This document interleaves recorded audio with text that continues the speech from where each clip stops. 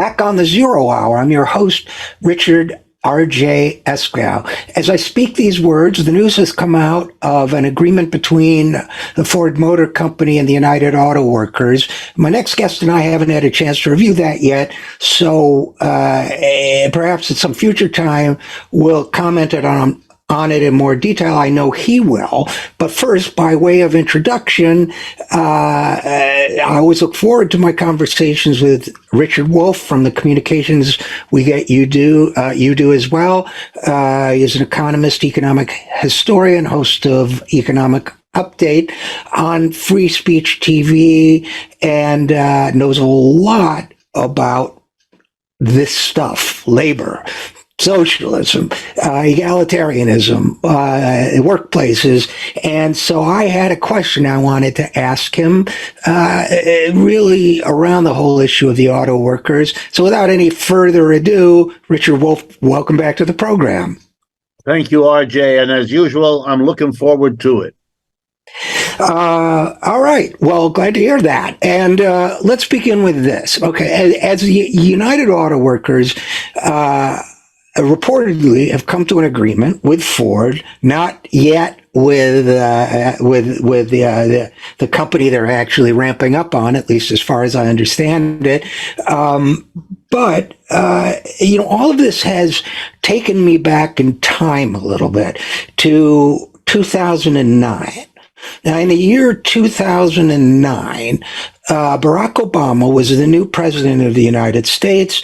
The United States had been plunged into economic catastrophe by the rampant criminality of Wall Street and its banks. And many people were hoping that the new president would break up those big banks and step in and be forceful in that regard. That didn't happen. And at the time I wrote about, give me just a second here to set this up. But at the time, I wrote about a country western song that became very popular called Shuttin' Detroit Down. It came out in April of 2009, written and sung by John Rich, who is a popular country singer, member of a duo called Big and Rich. And John Rich was John McCain's campaign singer and songwriter. And he put out this song, Shuttin' Detroit Down, and made a video of it, dramatizing auto workers being told, we don't need you no more around here. And he got a lot of people to do cameo appearances in his little 4-minute video, including not just right-wingers, but Mickey Rourke, who I don't know what his politics are, and Chris Christopherson, self-declared socialist and country western songwriter, wrote in it. And I wrote that Shutting Detroit Down was a very bad sign for the Democrats already in April 2019, because it said they're helping out the big banks, but they're flying over Detroit on their way to Wall Street from Hollywood to rescue the rich ones. And meanwhile, here, at home, they're shutting Detroit down. And what we saw was, and in fact, the Democrats lost the House in 2010. People did not feel they were being looked after. So all of this auto workers strike has me thinking about what ifs. For example, we have, it was necessary to rescue the auto industry in 2009, but it wasn't necessary, I don't think, to rescue the auto companies. And that's what I wanted to ask you about, because you do a lot about democratizing workplaces. You've written a lot about it. You've had a website about it, democracyatwork.info. And I guess I wanted to enter that subject of democratizing workplaces using auto workers as an example. Because why, especially given the rescue of Detroit by the government supposedly representing the people of the United States of America, why did we rescue auto companies and not the industry and the people who make the cars? Because the car companies are doing well, their CEOs are making obscene amounts of money, and yet the workers are having to claw and scratch for a living wage. So I think it's a simple question, but maybe not. Could there have been a scenario where the United States government, in rescuing these companies, said, we're going to leave out you guys who have mismanaged this thing into oblivion. We don't need you. The workers can run it for themselves. Well, I can't think of a more important question to raise. And one of the reasons is that it's raised so rarely. It is really in the nature of a taboo in our country. No rationalization for it. It's basically an agreement by everybody without talking about it to never talk about it. And, you know, there are examples in human history of this, right? Until relatively recently, talking in any honest, open way about sex was just off the radar. You couldn't do it. If you did it, you were looked upon as, at best, odd, and as worst, you know, some kind of horrific, perverted human being who had gone crazy or something like it. Well, here's the simple issue that we shouldn't and needn't have a taboo about. Organizing an enterprise in such a way that a tiny group of people at the top, we can call them in a modern American corporation, the board of directors or the major shareholders. Because if you know how a corporation works, all the basic decisions are made by the shareholders. And the shareholders get one vote per share, not one vote per person, one vote per share. So if you don't own any shares, say, of General Motors or Ford, then you get no votes in anything having to do with that company. If your grandmother left you a dozen shares as a Christmas present, then you get 10 votes. But if you're the Citibank of New York, handling trust funds for state governments, for pension funds, and for wealthy individuals, then you can have 20 million votes in the same election.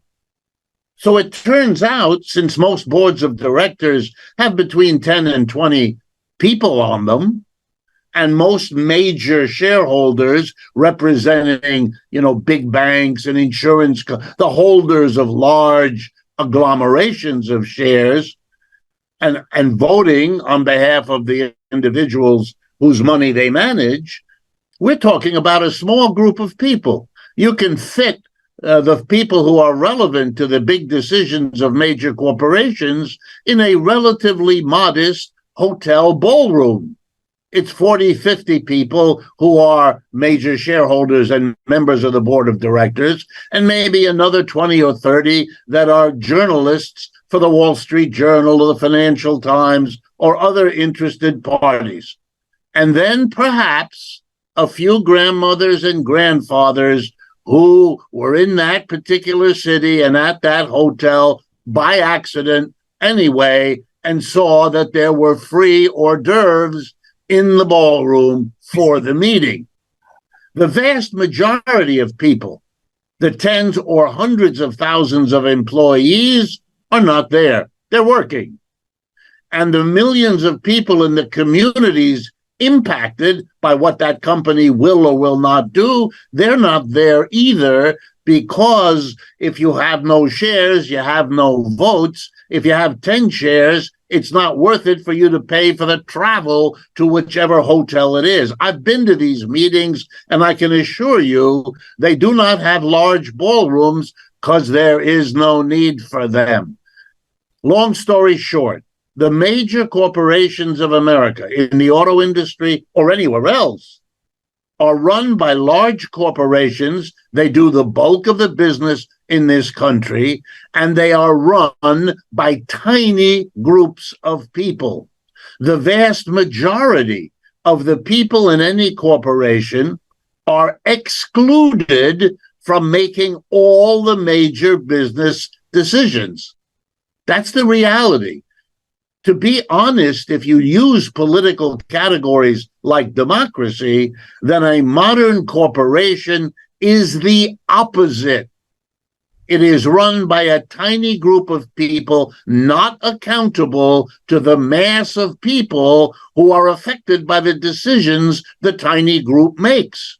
We do not allow in our country a president or a Congress or a mayor's office or a governorship to operate like that. Those are not self-selecting small groups. They are accountable, even if it's only every year or two, even if it's only by voting. I understand the limits of all of that, but at least there's the idea of accountability. In corporations, there are no such limits at all. The irony of American political science is that the pride we take that we got as a nation rid of monarchy when we had a revolution against King George III, we did not establish a country with King George Washington I. We got rid of kings. Here's the irony. We did in politics, but we never did that in economics. We allow the CEO to be a king of his realm. And in the case of the auto companies, where we've concentrated it down to a small handful, we are making literally under 100 people in a position to control one of the major industries in this country, and through that, millions of people's lives in an utterly unaccountable way. And so the reason I stress this is there ought to have been on the ballot for the workers at the United Auto Workers over recent weeks as they conducted their strike, or on the list of items wanted by the Teamsters when they came close to a strike with the United Parcel Service a while ago, or on the agenda for the actors and the writers in the California and the strikes there. There ought to be a question, do we as a democratic society, we like to call ourselves that, do we want to face the question, if democracy is a good way to run our political system, why wouldn't the same arguments apply to running the economic system? And to avoid being vague, I mean each enterprise, each factory, each store, each office, the workers there, all of them, one person, one vote, are the operators of the enterprise and the decisions of the enterprise, what to produce, what technology to use, where to carry out the production, and what to do with the profits or the revenue that everybody has contributed to producing, that those be made by a majority Democratic vote. You can argue the pros and cons. There are difficulties with that system, but we have lots of difficulties with the system we have. You just opened this conversation by referencing half a dozen of them, and we could easily do more. Why isn't that on the agenda? Because of a taboo. It was like the taboo you pointed to. We had a collapse across the board. Every major bank in the United States went belly up in 2008 and 9, without exception.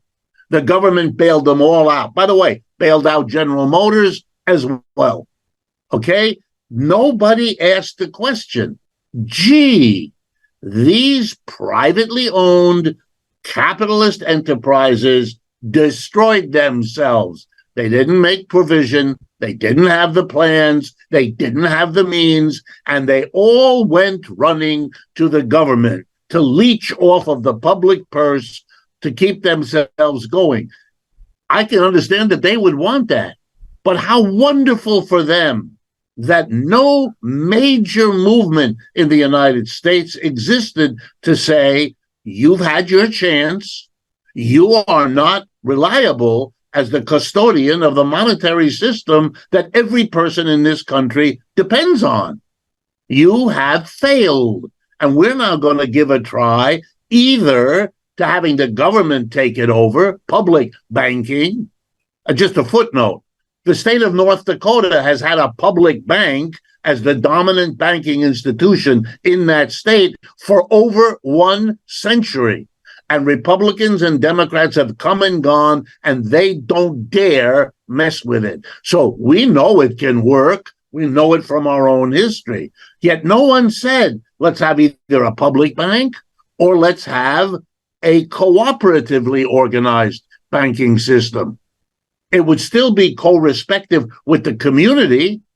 More than now, it would allow the community democratic system to have co-respective veto power over what the democratic community of the workers would want.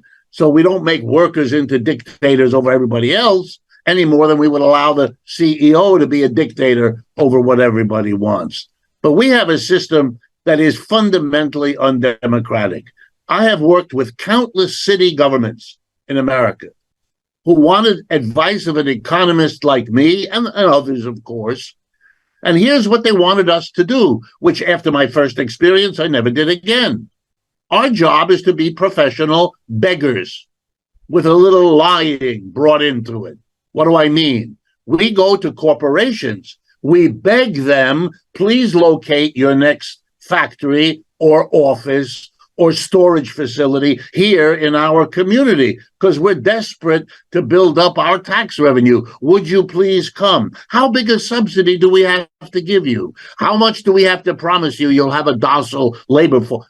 I had to lie, paid to do it. I had to make up stuff to persuade corporations.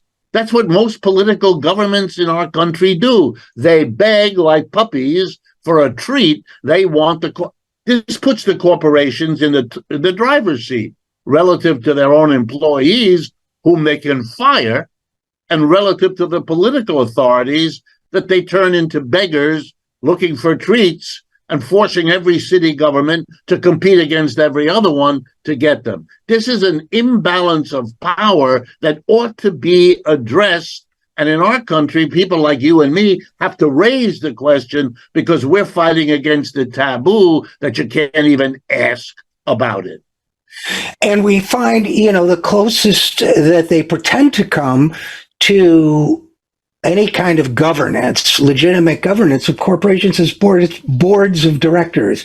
But I've worked for several large corporations, and the board of directors are inevitably handpicked by the CEO. They get a nice chunk of change for going to 4 meetings a year. All they have to do is rubber stamp everything the CEO does, and the money keeps flowing in. And once in a while, they intervene. I worked for a company where Henry Kissinger was on the board, and his assistant tried to pump me for information when I went to India, but by and large, they're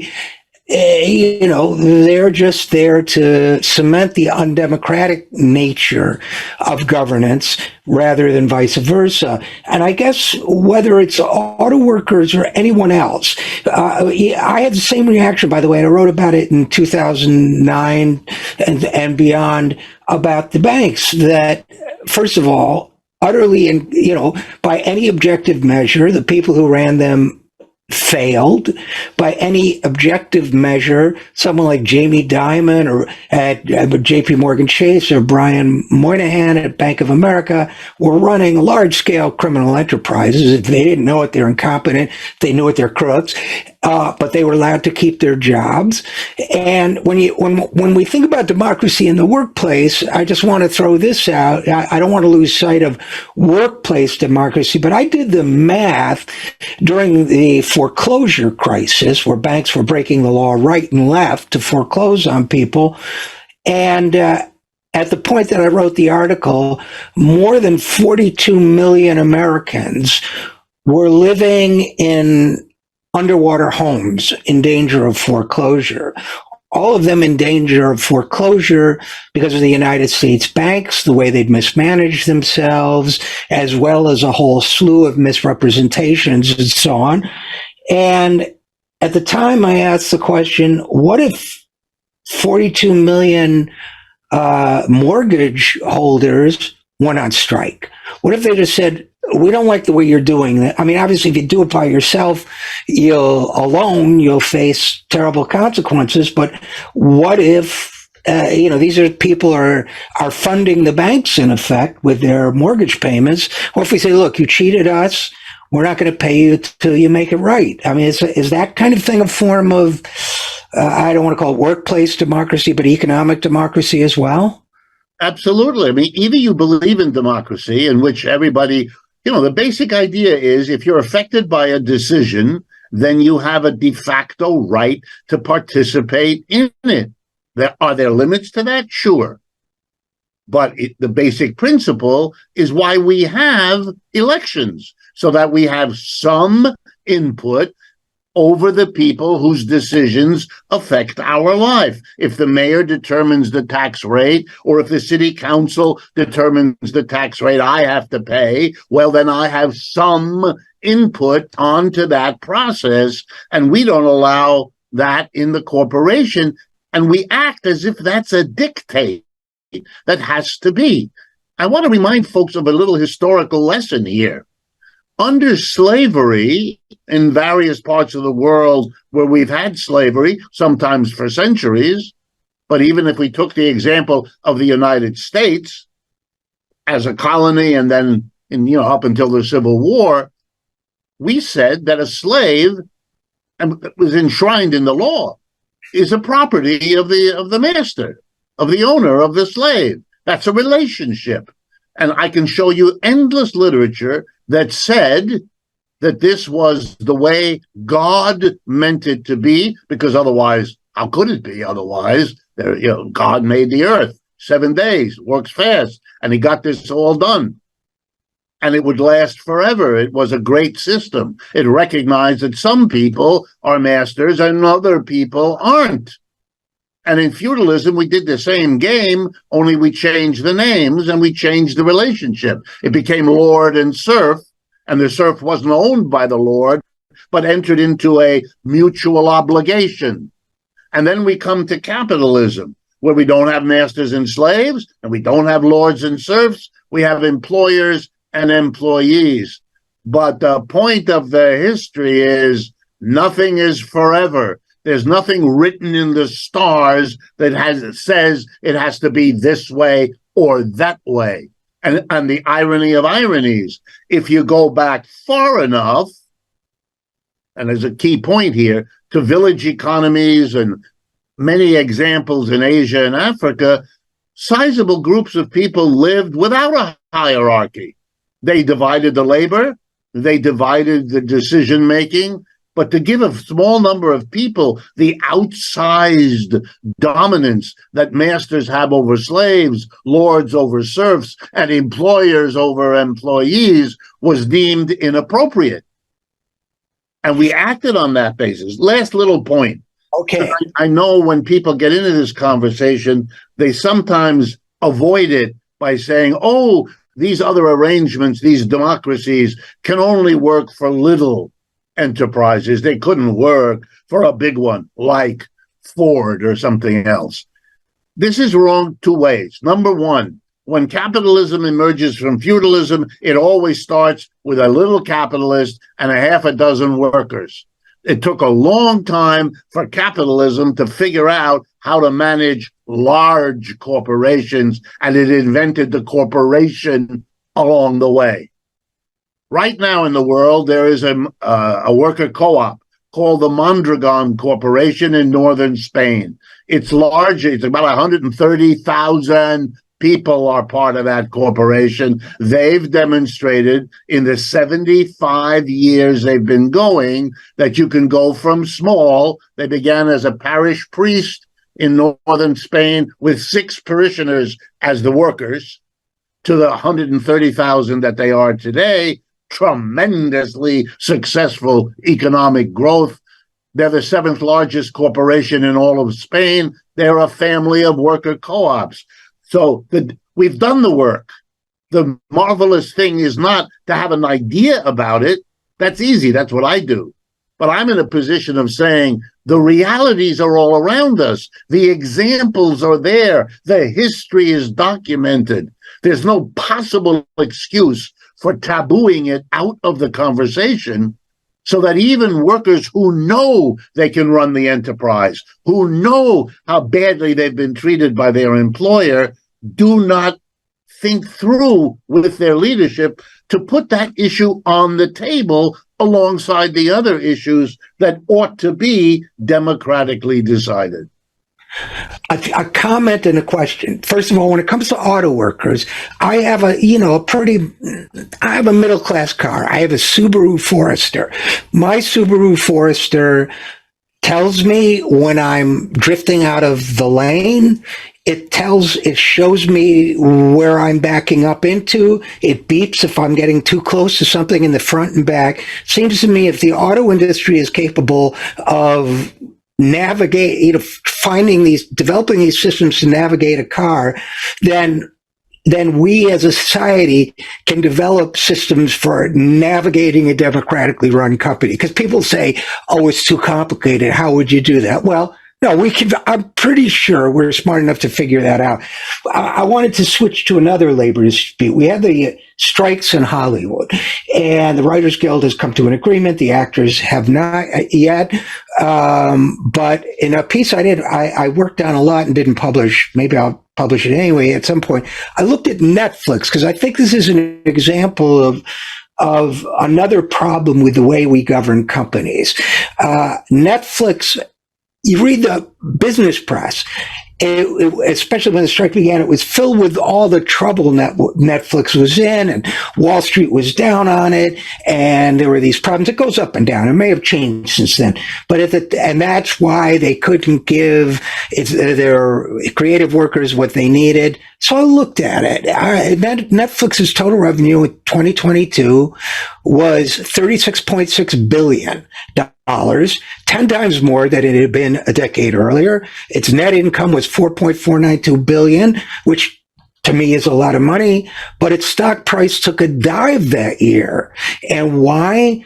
Because the trend lines didn't look good enough for Wall Street. Now, there were reasons for that. People were going back to work and they weren't, watching media as much.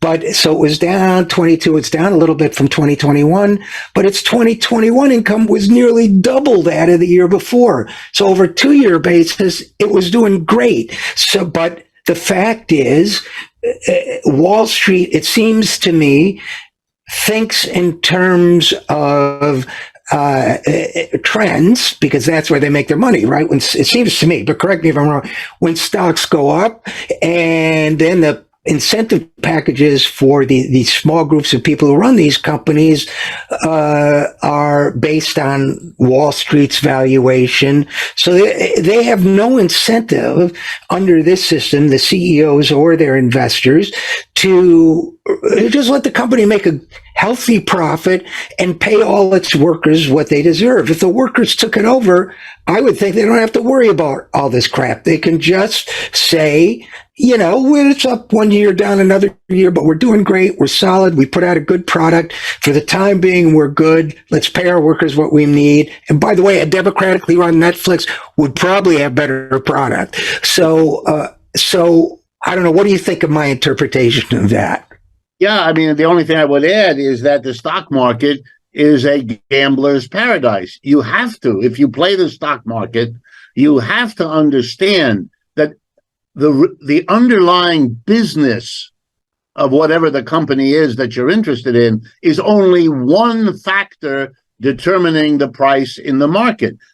There are many other factors. If you invest simply on the underlying situation, you are going to be whipsawed all over the place, and you will in the long run be very sorry of what you've done, because these whipsawings are not just momentary ups and downs. They can destroy a company. They can make a company that's perfectly functional as an enterprise be impossible to continue, because they borrow money, then they have to pay their debts. You have to look into how the debts are going. Then you have to look into how the Federal Reserve is raising or lowering interest rates, because whatever the debt of the company might be, servicing that debt, if interest rates go up, is a whole new matter. For example, Mr. Biden and his advisors are telling everybody who will listen how great the economy is. Okay, I think that's total nonsense. I've never seen the American economy in a worse shape than it is now. But here's one example. Over the last 20 years, to keep from having a depression in this country, the Federal Reserve put interest rates down to next to nothing. What that meant is every company could solve its economic problems, whatever they were. Wage workers demanding more, companies having to have a new technology that's expensive, whatever it was. The easiest, quickest, and cheapest way to solve the problem was go pick up new money from the Federal Reserve, which it was doling out at next to nothing in the interest rate. Don't go through a long discussion. Don't hire consultants. Don't worry. Just borrow. So they did. Corporations have a higher level of debt than we've ever seen or imagined in our history of looking at that part of our economy. Now the Federal Reserve, to save us from the inflation that could really hurt us, jacks up interest rates, and that puts every company in this country, with very few exceptions, right on the edge of insolvency. No matter what its underlying business might be, they're facing a possibility that the next 3, 4, 5 years will be at 5 or more % long-term interest rates, which is where they are now, and they can't handle that.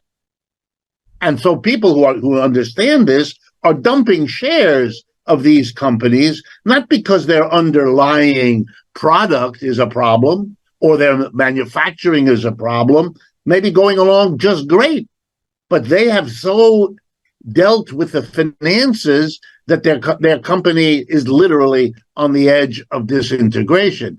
That's the way capitalism now works.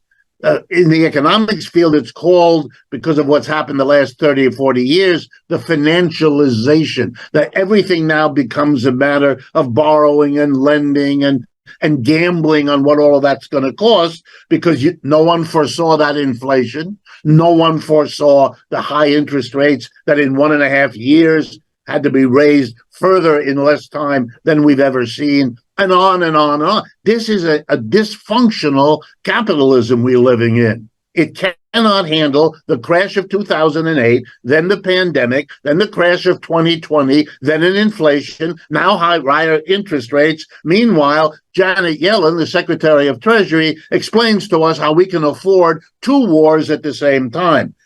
This is lunacy.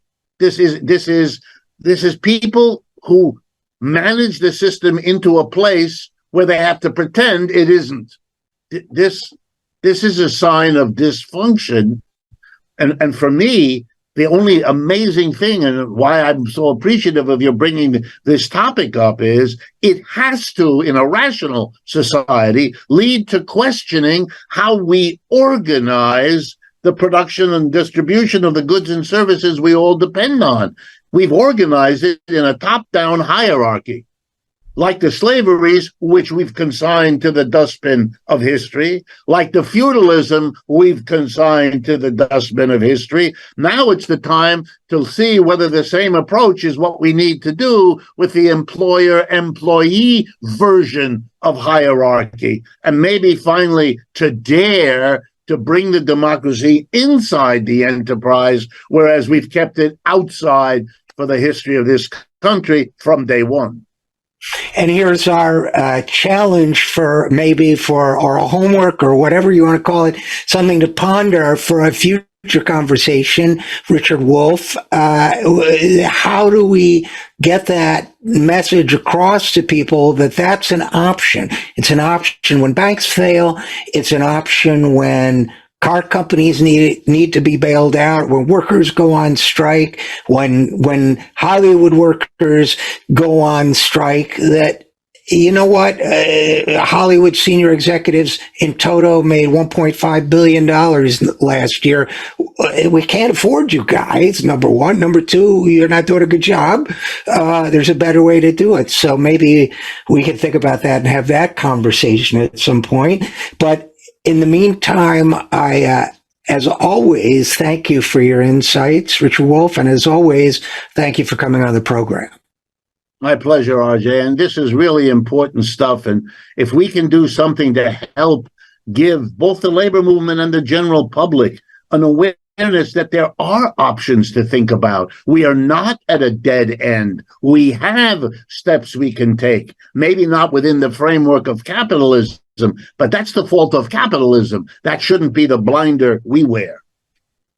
And these ideas are the antidote to despair. But with that in mind, we'll be right back. Thank you again. I'm Richard RJ Eskow, and you're listening to The Zero Hour.